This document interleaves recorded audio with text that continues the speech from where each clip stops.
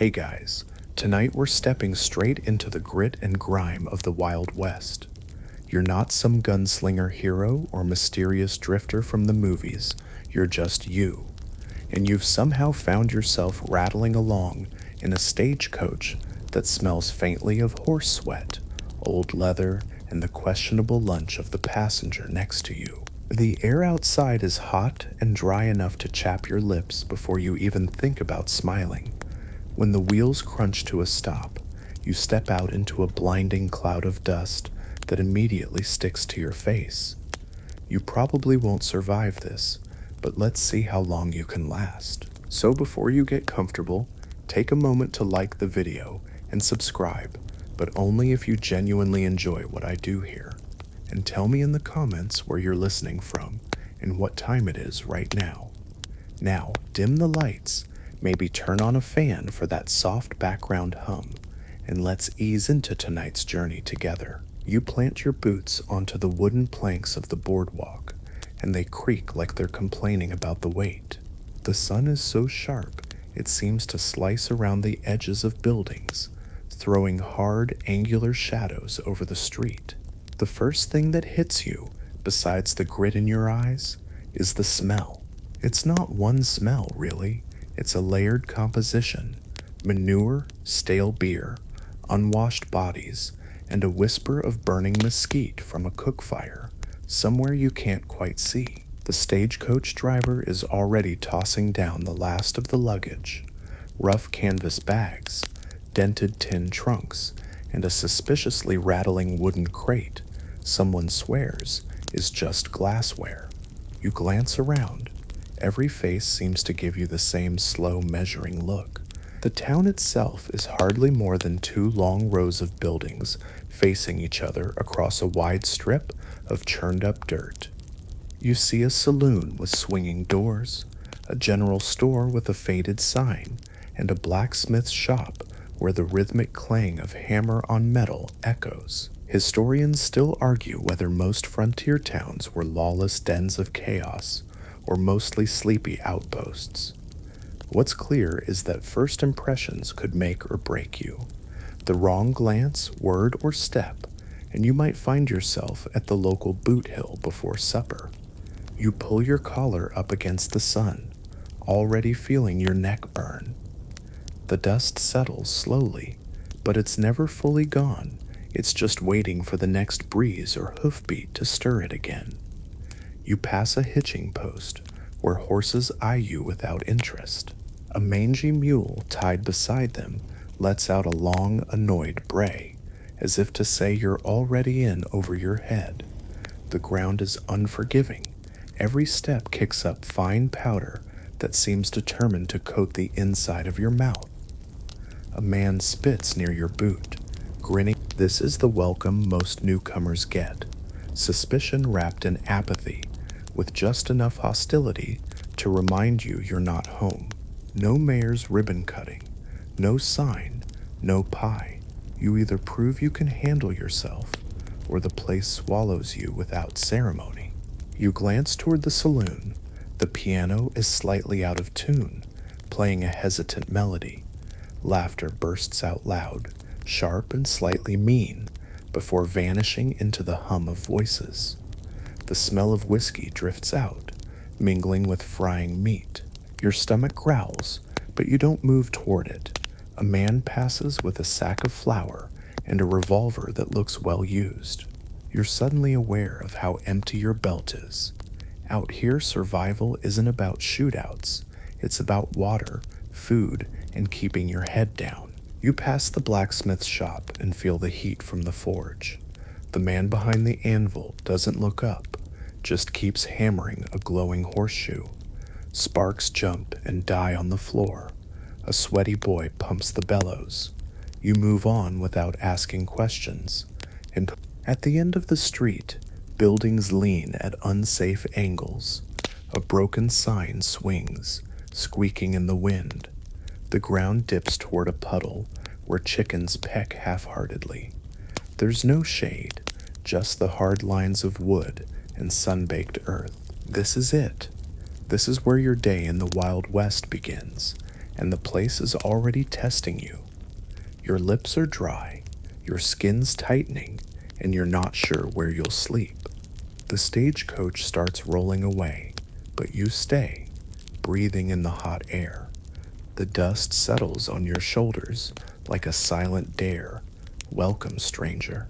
Let's see how long you last. You start walking slowly, scanning each side of the street for a sign that promises a roof and four walls. The truth is, you're not expecting much in the way of comfort. This isn't the kind of place where the word cozy has much meaning. Here, good lodging just means you get a bed without bedbugs big enough to need names. The first building that catches your eye has a painted sign swinging above the door, Henderson's boarding house. The paint is chipped, and the H in Henderson looks like it's trying to fall off. Two rocking chairs sit out front, one occupied by an elderly woman fanning herself with a folded newspaper. She gives you a slow once-over before looking away, unimpressed. That's the thing about the frontier.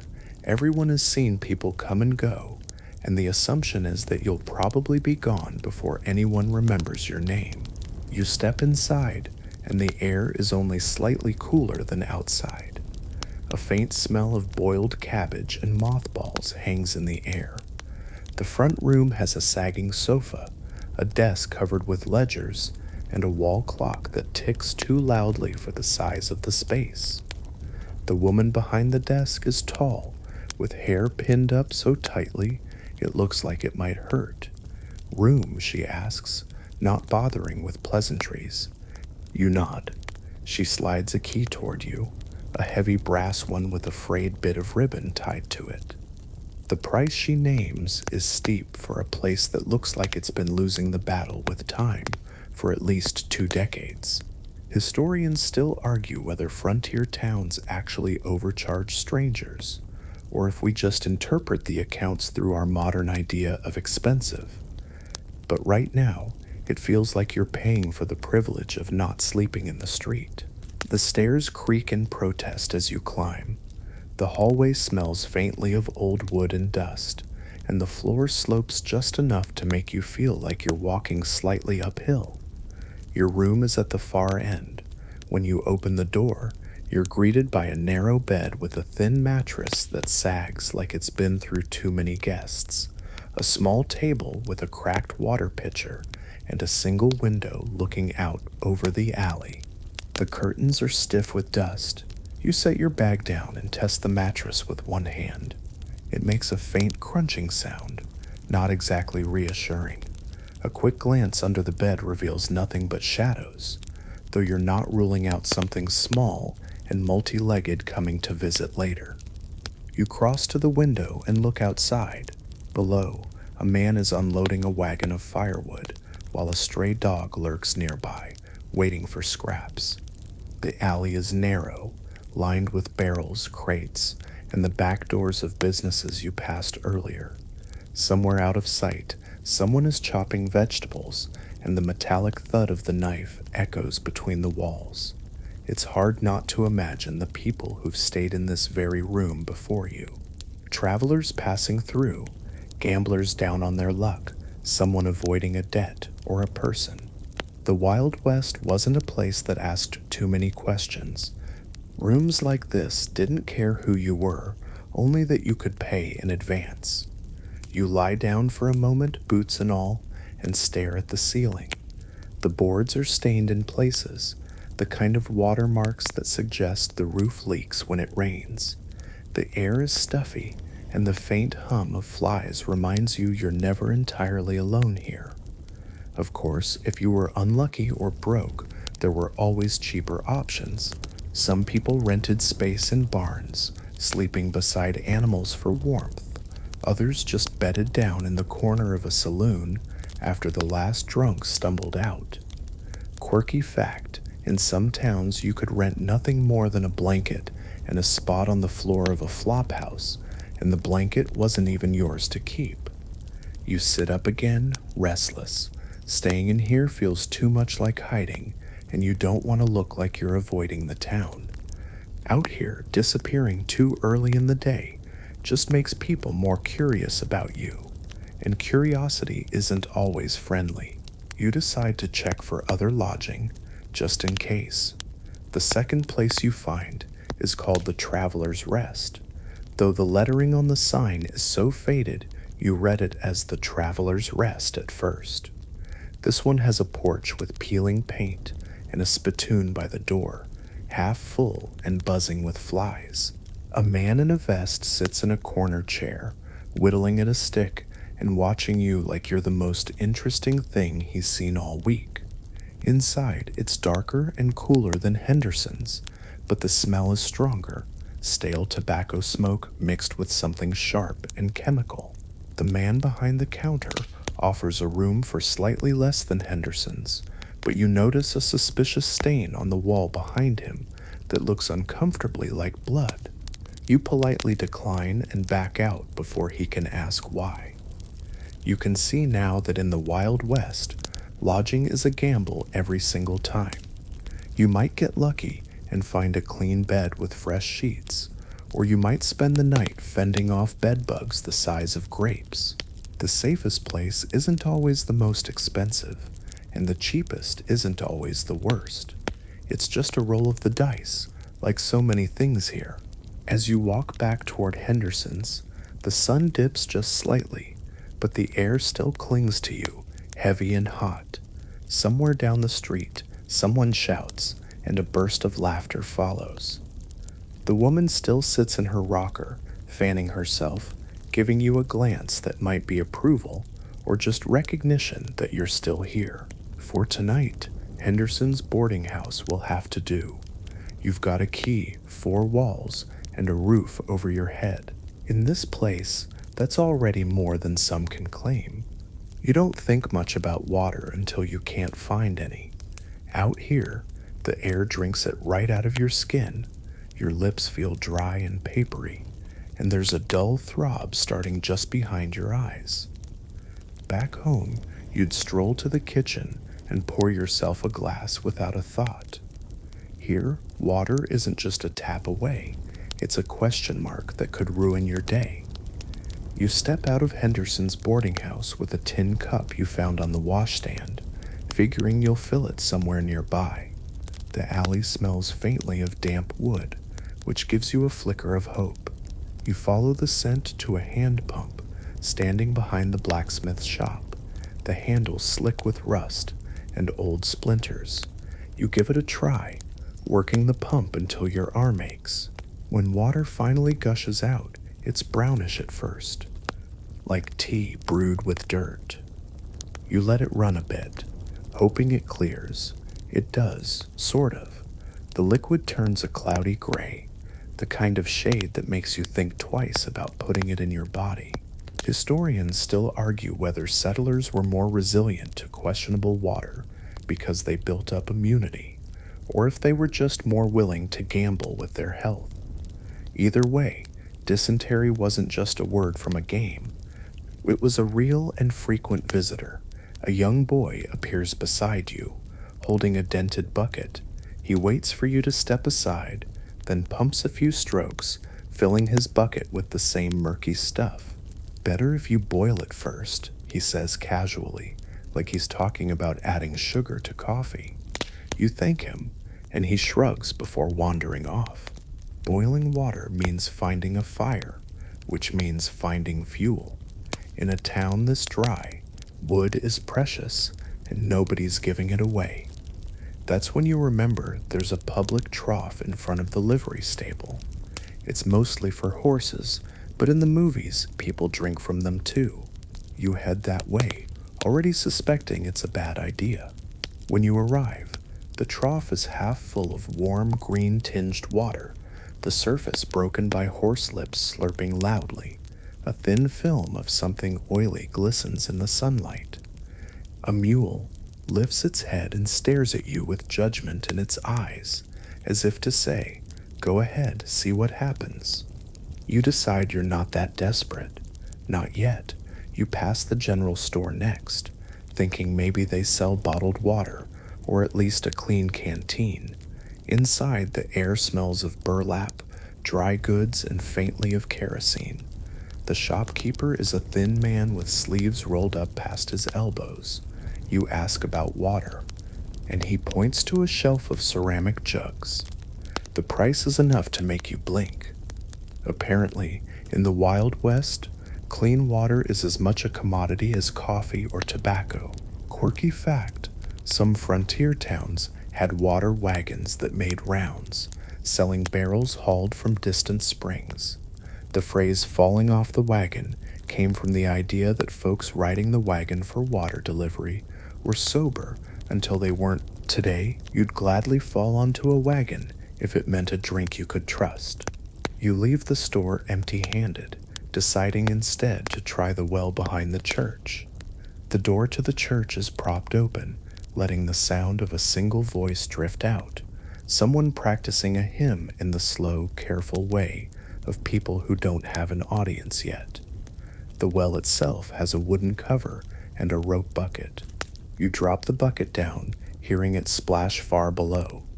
When you pull it up, the water is cool and clear. It's the best you've seen all day. You take a cautious sip. It tastes earthy, but not unpleasant. You fill your cup and drink it slowly, letting it settle in your stomach. You don't know if it's truly safe, but right now it feels like salvation. As you walk back through town, you notice how many people carry tin cups, clipped to their belts or flasks slung over their shoulders. Water here isn't just part of life.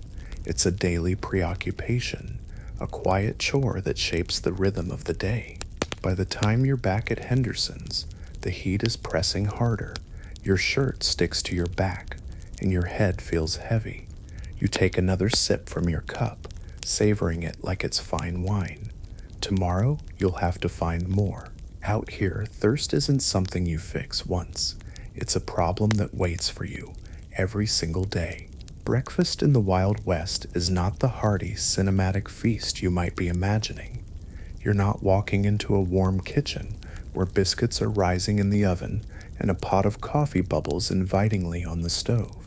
No, you're walking into Henderson's small dining room, where the air is thick with the smell of last night's boiled cabbage, as if it never quite left. The table is set with mismatched plates, each one nicked or cracked in its own unique way. A pot of coffee sits in the middle, but it's the thin, bitter kind that looks more like tea left to cool too long. You pour some anyway, because it's coffee, or at least something claiming to be. It's lukewarm, and it leaves a metallic taste in your mouth. Breakfast today is a plate of fried eggs, whose edges are so crisp they curl upwards like potato chips. The yolks are firm, not runny, and the color is somewhere between pale yellow and beige. Beside them is a thick slice of bread, so dense it could double as a building material. Butter? Not a chance. Instead, there's a small dish of lard you can smear on if you're feeling bold. You take a cautious bite, telling yourself it's food. It's fuel. The bread tastes faintly of wood smoke. The eggs taste faintly of yesterday's dinner, and the coffee tastes faintly of regret. But it's edible, and in the Wild West, edible is the bar you aim for. At the far end of the table, a man in a frayed coat slathers his bread with something from a jar. You ask him what it is, and he grins. Pickled cactus fruit, he says, offering the jar. The smell is sharp and vinegary, and you decide to pass. He shrugs and goes back to eating. Quirky fact, settlers often pickled whatever they could get their hands on: cactus fruit, wild onions, even green walnuts, because it kept longer than fresh food. Historians still argue whether frontier cooking was truly as bad as modern accounts make it sound, or if people simply had fewer spices and more tolerance for bland, heavy meals. Either way, you get the sense that variety was rare and taste was a luxury. Once you've cleared most of your plate, Mrs. Henderson herself shuffles in with a small pot of something she calls gravy. It's pale, speckled with black pepper, and thick enough to stand a spoon in. She ladles some over your bread without asking, and suddenly you're looking at a meal that could double as mortar. You take a bite. It's salty, creamy, and surprisingly comforting if you ignore the fact that it's lukewarm. The conversation around the table is quiet, mostly the clink of cutlery and the occasional cough. You notice a few folks eat with one hand while keeping the other resting on the table near their holstered sidearms. Old habits die hard out here, even over breakfast. When you finish, you lean back in your chair, feeling that heavy, slow fullness that makes you want to sit in the shade for the rest of the day. But you know better, this isn't the kind of place where you lounge for long. On your way out, you pass through the kitchen. A large iron skillet sits on the stove, still warm from cooking. The smell of fried fat hangs in the air, and you spot a bucket of cloudy water in the corner, probably used for washing dishes. You don't ask where it came from. Outside, the sun is already high, and the faint smell of smoke and dust reminds you that breakfast here is never really just breakfast. It's a small victory, proof you've made it through another morning without getting sick or going hungry. You're learning quickly that in the Wild West, survival isn't dramatic. It's just a series of quiet, necessary wins like this one. The first time you hear raised voices, you assume it's just another argument spilling out of the saloon. But then you spot the sheriff standing in the middle of the street, thumbs hooked into his belt, rocking back on his heels like he's got all the time in the world. He's not wearing the shiny, polished badge you've seen in movies. His is scratched and dulled, like it's been dropped in the dirt more than once. Two men are in front of him, faces red, hands gesturing wildly. One has his hat pulled low. The other's hat is on the ground, trampled into the dust during whatever happened before you arrived. You can't hear every word, but you catch enough. Something about stolen livestock, a fence line, and a debt that's apparently older than both men's patience. The sheriff listens for a while, chewing on a piece of straw. Then he raises one hand and says something you can't quite make out. Both men fall silent. The next thing you know, he's flipping a coin into the air. It lands in his palm, and he nods at one of them like the matter's settled. That's it. No paperwork, no investigation, just a coin toss. Historians still argue whether frontier justice was really as arbitrary as it sounds, or whether moments like this were rare exceptions. But standing here, watching the law settle a dispute, like he's calling who gets the last biscuit, you start to think maybe the legends have some truth. The deputy, meanwhile, is leaning against the wall of the saloon, sipping from a flask. He's young, with a mop of unruly hair, and the kind of expression that says he's only half paying attention. When the sheriff gestures at him, he stumbles forward and points vaguely toward the edge of town, probably telling one of the men to leave. You hang back, half hidden in the doorway of the general store. The townsfolk passing by barely glance at the scene. A few even step into the street to walk around it, like they're avoiding a puddle. Out here, trouble is just part of the scenery, and most people figure it's safer to stay uninvolved. A man beside you, leaning on a cane, mutters, "Seen worse. Last month, fella stole a horse and got himself tied to a post all day. Folks took turns throwing scraps at him till he begged for jail." You're not sure if he's exaggerating, but he doesn't seem like the joking type. You remember that quirky tidbit you once read, that in some frontier towns, the sheriff's main job wasn't enforcing laws so much as keeping the peace, however loosely defined. If a quiet day meant letting things slide, so be it. The argument in the street winds down. One man stomps off, muttering under his breath. The other tips his hat to the sheriff and spits in the dust before heading toward the livery stable. The sheriff watches them go, then turns back toward the saloon, probably to resume whatever he was doing before. You realize then that law here isn't a constant presence, it's more like a visiting relative who stops by when there's something worth the effort. And even then, the outcome isn't always about what's fair. As the crowd disperses, you step into the street. The dust is still swirling from where boots scuffed it up, and the trampled hat is still lying there, forgotten. You resist the urge to pick it up. Around here, someone might take that as a challenge. You move on, keeping your eyes open. The Wild West has its own rules, and none of them are written where you can see them. The general store door swings inward with a long, tired creak, like it's had to greet too many strangers over the years. Inside, the air is heavy with the mingled scents of coffee grounds, burlap, leather, and a faint medicinal tang you can't quite place. Rows of wooden shelves stretch in narrow aisles, crowded with goods that feel half familiar and half alien. The shopkeeper, a wiry man with sleeves rolled high, glances at you without a word before returning to tallying something in a big ledger. You drift toward the nearest shelf, running your fingers over a row of tin cups, each one dented in a slightly different place. Beside them, glass jars hold strange contents, pickled eggs floating in cloudy liquid, licorice ropes curled like black snakes, and a reddish powder labeled chili pepper, strong.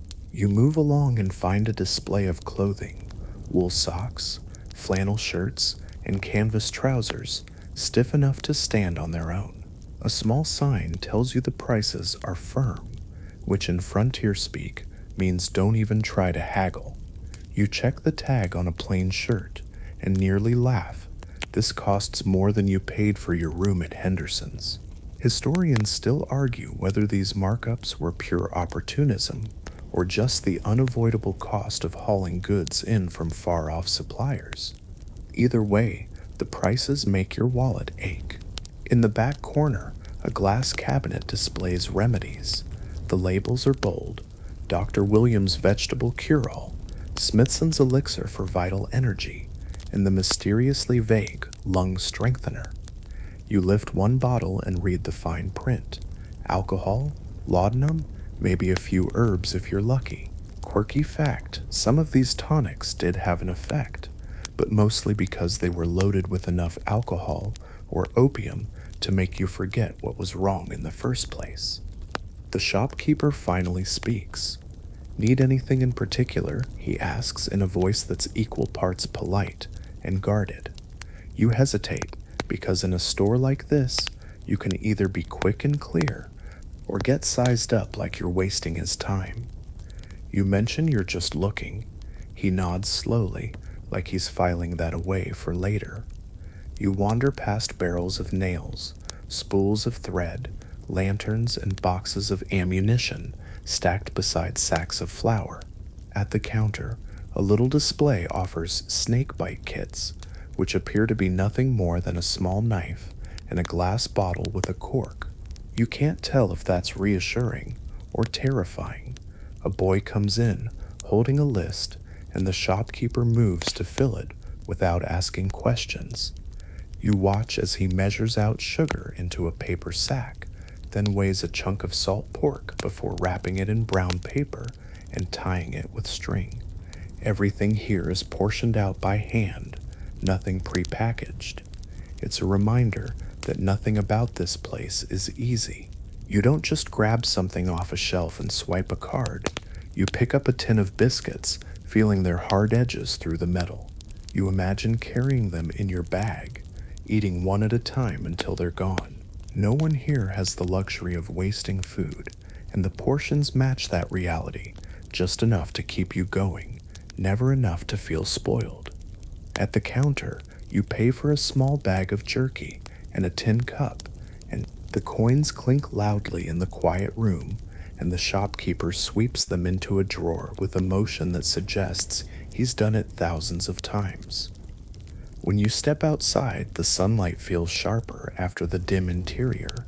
You tuck the jerky into your bag and clip the cup to your belt, just like the locals. Out here, even the smallest purchase feels like part of a strategy. You're not shopping, you're stocking up for survival. You've been here long enough to realize something unsettling. This town smells. Not in a quaint, freshly baked bread way, but in a dense, lingering way that seeps into your clothes. It's a mix of horse manure, wood smoke, sweat, and something faintly metallic, probably the blacksmith's forge. The Wild West didn't have the luxury of modern plumbing or frequent baths, and you're starting to feel the truth of it on your own skin. Henderson's boarding house has a wash basin in your room, but the water in the pitcher is lukewarm and cloudy, probably poured from that pump behind the blacksmith's earlier. You splash your face, and the water leaves a faint film behind. Soap? Yes, if you count a small crumbly bar that smells faintly of lye and dries your hands out like paper. Historians still argue whether settlers bathed more often than the cliché suggests. Some accounts say weekly baths were the norm in towns with access to bathhouses. Others insist that months could pass without a proper soak, especially for those living on the move. Out here, you suspect the truth leans closer to the latter. The town does have a public bathhouse, a squat wooden building with a crooked chimney, puffing steam. You step inside and are met with a wall of heat and the smell of damp wood. The attendant, a stocky man with rolled sleeves, offers a full bath for a few coins. That includes hot water, soap, and a towel, though towel turns out to mean a thin, rough cloth that might have been white once. You peek inside the bathing room and find a row of clawfoot tubs filled by buckets of hot water from a massive stove in the corner. The tubs are clean enough, though the floor is a patchwork of warped boards stained by years of use. Privacy is minimal, a few hanging sheets between tubs. You decide to go for it. The water feels blissful after days of heat and dust, and you sink in until it laps at your chin. You realize how much grime you've collected when the water turns a faint brown around you. It's equal parts satisfying and mildly disturbing. The soap lathers poorly, but does its job, even if it leaves your skin dry. Quirky fact, in some bathhouses, you paid extra for fresh water rather than reusing what the last bather left behind. Suddenly, you're grateful this one seems to have that policy included in the price. Once clean, you dry off, get dressed, and step back into the sunlight, only to be hit with dust from a passing wagon. It clings to your still damp skin, undoing half your effort. You can't help but laugh, quietly. Out here, staying clean isn't an achievement. It's just a brief, doomed intermission before the dirt finds you again. You pass a man on the boardwalk who smells faintly of tobacco and leather.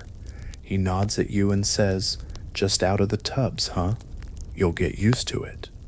You're not sure if he means the dust or the fact that everyone can tell when you've tried to be clean. Back in your room, you hang the towel by the window to dry, though it still smells faintly of the bathhouse. You sit on the bed and realize your hair feels lighter, your skin less gritty. For now, that's enough. In the Wild West, clean is temporary, and comfort is measured in hours, not days.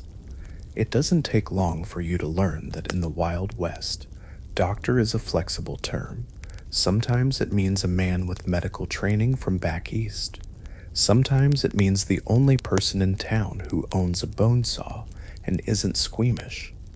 Either way, the tools are the same: bottles of mysterious liquids, strips of cloth, and an alarming variety of knives. Your introduction to frontier medicine comes when a man stumbles into the street, clutching his hand, blood seeping between his fingers. A small crowd gathers, and someone shouts, "Fetch Doc Avery." You expect a man in a white coat. Instead, you get a lanky figure in rolled-up sleeves, smelling faintly of tobacco and camphor oil. His leather bag looks like it's been through more trouble than most people. The patient sits on a barrel while the doc pours clear liquid over the wound. The man hisses and the crowd murmurs approvingly. You're close enough to smell the sharp tang, probably whiskey, which serves as both disinfectant and anesthetic. Historians still argue whether whiskey actually helped prevent infection or just made patients care less about the pain. The doc wraps the man's hand with cleanish gauze, then offers a swallow from the same bottle he used to clean the wound. The patient drinks gratefully. Payment is a handful of coins and what looks like a pouch of chewing tobacco. There's no receipt, no questions, no waiting room, just treatment on the spot. Later, you find yourself curious enough to visit the doc's office. It's a cramped room above the saloon, smelling of herbs, alcohol, and old sweat. Shelves hold glass jars filled with powders, dried plants, and liquids of various colors. Some are labeled in neat handwriting, willow bark, quinine, while others just say tonic number 4 or for pain. On the desk sits a weathered medical book, open to a page about amputations. Next to it is a bone saw, freshly cleaned. You try not to think too hard about how often it's used. Quirky fact, chloroform and ether were known in the West, but often in short supply. More often, surgery meant a quick drink, a steady hand, and someone to hold you down. The doc catches you looking and grins. Better to fix a thing before it gets bad, he says. But folks wait till it's bad. Then they scream at me. You believe him?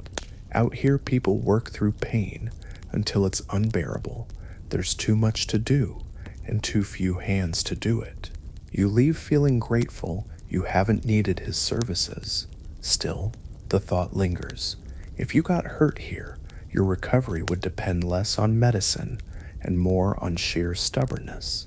In the Wild West, survival wasn't just about dodging bullets. It was about keeping infection at bay and hoping the person holding the bone saw knew what they were doing. Your introduction to frontier livestock comes with a mule that clearly doesn't like you. You're standing outside the livery stable, admiring the row of horses tied to the post, when the stable hand, a wiry kid with straw in his hair, asks if you've ever handled a mule before. You admit you haven't. He grins like he's just found free entertainment. Moments later, you're holding a lead rope attached to a broad-shouldered mule named Daisy. She looks at you with an expression that can only be described as bored disdain. Her ears twitch lazily, but when you take a step forward, she plants her hooves and doesn't budge. The stable hand leans on the fence, chewing on a piece of hay. She'll move if she likes you, he says. You suspect she doesn't. You try coaxing her, patting her neck, even making the soft clicking sound you've seen in movies. Nothing. Daisy turns her head slowly, gives you a long, unimpressed stare, and exhales hard enough to blow dust onto your shirt. Historians still argue whether mules were more valuable than horses on the frontier, but most agree they were tougher, lived longer, and had a frustrating habit of doing exactly what they wanted. The stable hand tosses you a small carrot.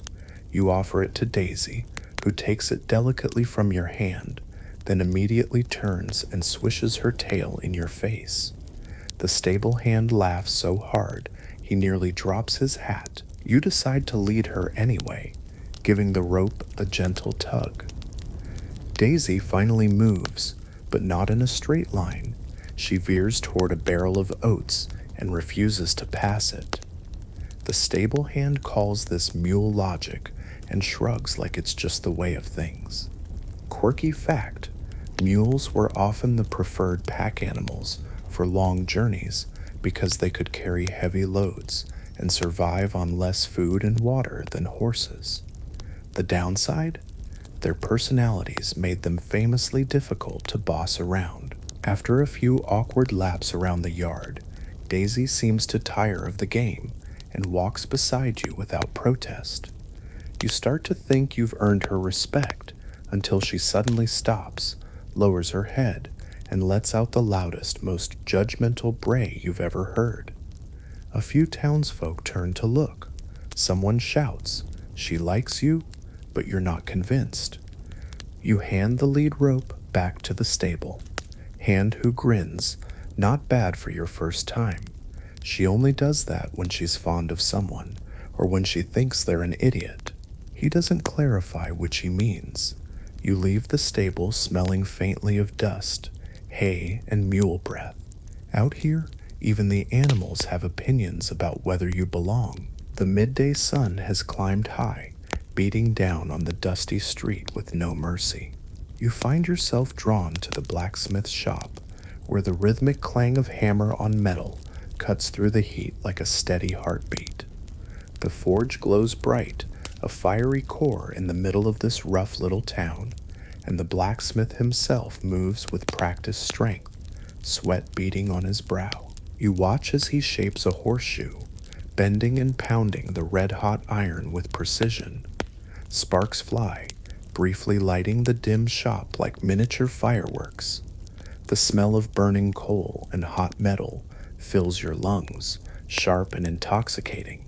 Historians still argue whether blacksmiths were the true backbone of frontier survival or simply one cog in a complex machine.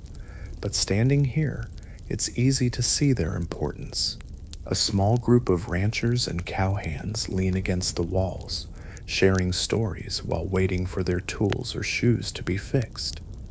One older man tells a tale of a wild stallion that nearly tore him off its back.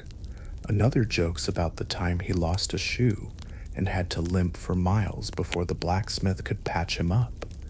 You notice the blacksmith's tools lined up in neat rows: hammers, tongs, chisels, and files. There's a curious little gadget you don't recognize, a wooden wheel with metal spikes. The blacksmith explains it's a rasp used to smooth rough edges on wood and leather. Quirky fact, blacksmiths weren't just metal workers. They often repaired everything from wagons to firearms, making them indispensable in towns where specialists were scarce. You ask how long he's been at it. "Since I was your age," he says with a grin. "Learned from my pa, who learned from his pa. It's in the blood." He pauses and wipes his face with a rag. If the blacksmith's busy, the whole town feels it. You can't help but admire the skill and patience it takes to work here. Every horseshoe forged, every blade sharpened, keeps the town moving forward. It's not glamorous, but it's steady, reliable work, the kind that doesn't make headlines, but quietly holds everything together. As you leave, the heat from the forge lingers on your skin, a reminder that survival in the Wild West required hard work, sweat, and a little bit of fire. By late afternoon, the town's rhythm slows, but the tension doesn't disappear. You find yourself wandering near the edge of the main street, where a small group of men gather around a makeshift poker table set up on an overturned barrel. The game is rough, with no dealer's shoe or fancy chips, just a handful of worn cards and piles of coins and scraps of paper that double as IOUs. You watch as one player, a grizzled man with a crooked smile, slaps down a hand and leans back, squinting through a haze of smoke. The others grumble, pushing their bets forward or folding with exaggerated sighs. You feel a sudden urge to remind them that their luck isn't just chance. It's tied to every risk they take outside this dusty circle. Historians still argue whether gambling was a destructive vice or a vital social outlet for frontier towns. Either way, here it's part theater, part necessity, a way to pass the time when the hard work is done or interrupted by boredom and bad weather.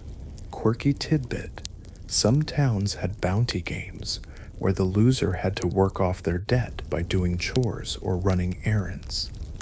You wonder if this group has ever resorted to such penalties, or if they just called it quits and swallowed their losses. The card game's atmosphere is thick with smoke, laughter, and occasional bursts of profanity, but no one gets violent tonight. That's a relief. Gunfights might be legendary, but most disputes ended in bruises or broken furniture. The real danger was in losing everything and having nowhere left to turn. You notice a woman watching from the nearby porch, arms crossed and a slight smirk on her face. She's clearly seen this game before and knows the players' tricks. Someone nearby calls her Miss Lily, and the men give a respectful nod. You guess she's the town's unofficial referee, or maybe just the person who keeps everyone honest. No small job in a place like this. As the sun dips lower, you decide to step away from the table and find a quieter spot. The shadows lengthen, and the town prepares for another night, full of stories, secrets, and survival.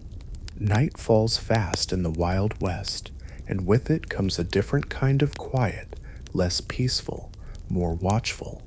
You find yourself standing outside the saloon, the flickering lanterns casting long shadows over the rough wooden sidewalk. The muffled sound of piano music spills out, accompanied by laughter, the clink of glasses, and the occasional sharp word. Inside, the saloon is packed with a mix of locals and travelers, all looking to escape the day's hardships for a little while. You slide onto a worn stool at the bar and order a sarsaparilla, a sweet, fizzy drink that tastes like childhood summers, if your childhood summers involved dirt and sweat. The barkeep, a burly man with a handlebar mustache, pours without asking questions. You watch the scene, men playing cards, women in faded dresses chatting, and a piano player whose fingers dance across the keys with surprising skill. The room smells of spilled whiskey, cigar smoke, and something faintly floral, probably the perfumes women wear to mask the less pleasant scents of the day. Historians still argue whether saloons were dens of vice or vital community centers. The truth is probably somewhere in between. Here, it's a place to hear news, make deals, and if you're lucky, forget the dust and danger outside. Quirky fact, some saloons offered free food to keep customers drinking longer, which might explain the abundance of greasy fried dishes and questionable stews served well past midnight. As you sip your sarsaparilla, a man at a nearby table challenges another to a duel of quick wit, a battle of insults and storytelling rather than guns. The crowd leans in, enjoying the verbal sparring that ends with laughter and pats on the back. It's a reminder that life out here isn't just about survival, it's about finding moments of joy in between. You step outside for a breath of cooler air. The stars are impossibly bright, scattered across a sky so clear it feels like you can reach out and touch them. The silence here isn't empty. It's full of stories waiting to be told tomorrow when the sun rises again on this tough little town. You wake up to the smell of fresh coffee and bacon frying somewhere down the street. The Wild West mornings have a certain sharpness to them, a chill that bites at your skin even as the sun begins to climb over the hills. You rub the sleep out of your eyes and step outside, ready to face another day that's likely tougher than the last. Breakfast is simple but satisfying. Eggs cooked over a wood fire, thick slices of bacon, and black coffee that's strong enough to wake the dead. The diner where you sit is little more than a rough-hewn shack with a few stools and a counter, but it buzzes with energy. Farmers, ranchers, and townsfolk come and go, sharing news and gossip between bites. You overhear a conversation about the upcoming cattle drive, a massive undertaking that will send herds of thousands across harsh terrain. It's not just a job, it's a gamble with the elements, rustlers, and sometimes worse.